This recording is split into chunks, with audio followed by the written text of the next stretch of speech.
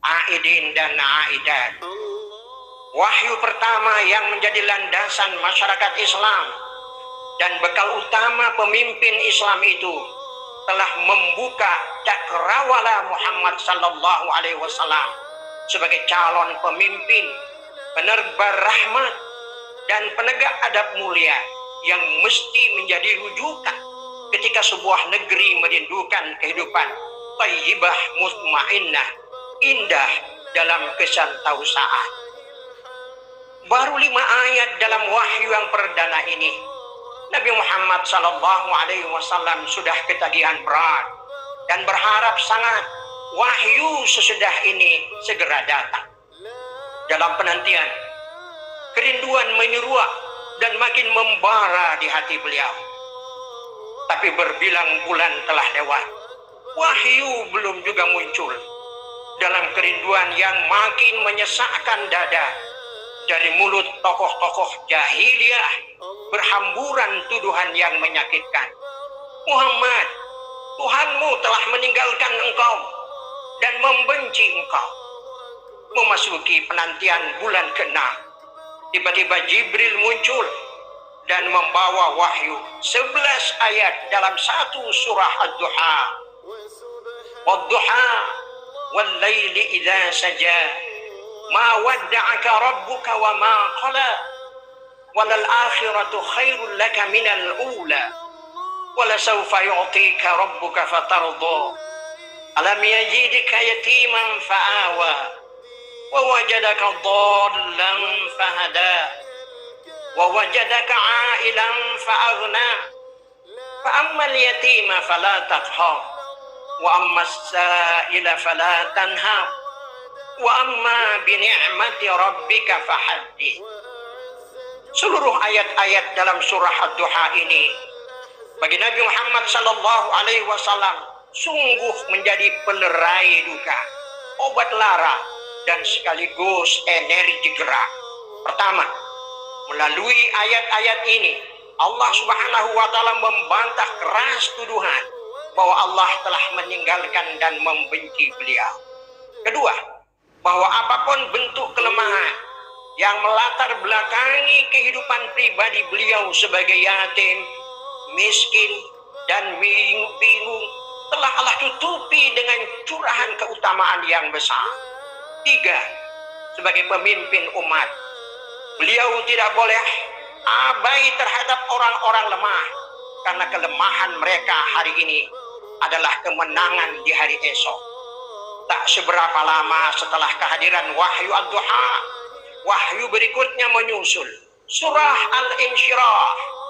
Alam nashrah laka sadrak wa wada'na anka wizrak alladhi anqadha dhahrak wa rafa'na laka dhikrak fa inna ma'al usri yusra inna ma'al usri yusra fa idza faragta fansab wa ila rabbika farghab. Al-Insyirah ini meski hanya 8 ayat, tapi sangat kuat dalam menegaskan kemenangan juang Rasulullah sallallahu alaihi wasallam. Kelak ketika kemenangan yang dinanti itu sukses dalam gapaian, ada pesan penting yang harus beliau indahkan. Pertama, tak boleh lagi ada beban yang memberatkan jiwa dalam juang. 2, tak boleh lagi ada kesulitan yang tanpa solusi. 3, tak boleh lagi ada keterbengkalaian dalam setiap program. Dan 4, apapun program yang dirintis, gerak dan sukses hanya boleh dipacu oleh ridha ilahi semata. Aidin dan aidat, gelombang kesulitan yang menerpa umat Islam di berbagai negara termasuk Indonesia akhir-akhir ini adalah bagian dari liku perjalanan juang yang harus diterima dengan kesabaran tinggi, lapang dada, dan disikapi secara cerdas dan bijak. Umat Islam tak perlu kehilangan arah, apalagi terbawa arus tak menentu, karena khazanah keteladanan juang Rasulullah sallallahu alaihi wasallam yang terbentang luas menjadi pedoman yang tak pernah lekang dalam kehidupan umat Islam sampai kapanpun. Tugas penting para pemimpin umat saat ini adalah merawat umat yang kebingungan, berikan uluran tangan, arahkan langkah yang tepat, dan tebarkan senyum optimis. Mari kita tilawah ulang ayat-ayat Ad-Duha dan Al-Insyirah. Bingung? Fahada, ada Al-Quran sebagai pedoman. Yatim, terlantar, dan kehilangan kepedulian orang, fa'awa, ada Allah yang selalu menjaga. Kekeringan dana, fa'aghna, ada keran rezeki dari Allah yang memuaskan. Kesulitan, inna ma'al usri yusra, selalu ada optimis dalam setiap kesulitan. Pengangguran, fansab, selalu bangkit setiap kali usai kerja. Aidin dan aidat, Tuhan telah meninggalkan engkau dan membencimu. Kalimat yang pernah menyakitkan Nabi SAW itu kini dalam keterbatasan daya menanggulangi wabah, kata itu kembali dihamburkan ke tengah-tengah umat ini.